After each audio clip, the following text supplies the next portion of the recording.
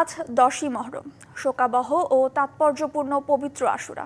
হিজরি 61 সনের 10ই মহরম সত্য ও ন্যায়ের পক্ষে যুদ্ধ করতে গিয়ে মহানবী হজরত মুহাম্মদ সাল্লাল্লাহু আলাইহি সাল্লাম এর দৌহিত্র হজরত ইমাম হোসাইন রাহমাতুল্লাহি আলাইহি এবং তার পরিবারের সদস্যরা কারবালার প্রান্তরে ফোরাত নদীর তীরে নির্মমভাবে শহীদ হন।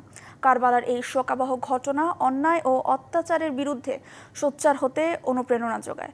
পবিত্র আশুরা উপলক্ষে পুরান ঢাকার হোসেনি দালান থেকে শিয়া সম্প্রদায়ের তাজিয়া মিছিল বের হবে। খালি পায়ে বুক চাপড়ে হাই হোসেন মাতম তুলে মিছিলটি আজিমপুর, নীলক্ষেত, নিউ মার্কেট ও সায়েন্স ল্যাব হয়ে ধানমন্ডিতে শেষ হবে। এসব এলাকায় আশুরা উপলক্ষে কঠোর নিরাপত্তা ব্যবস্থা নিয়েছে পুলিশ।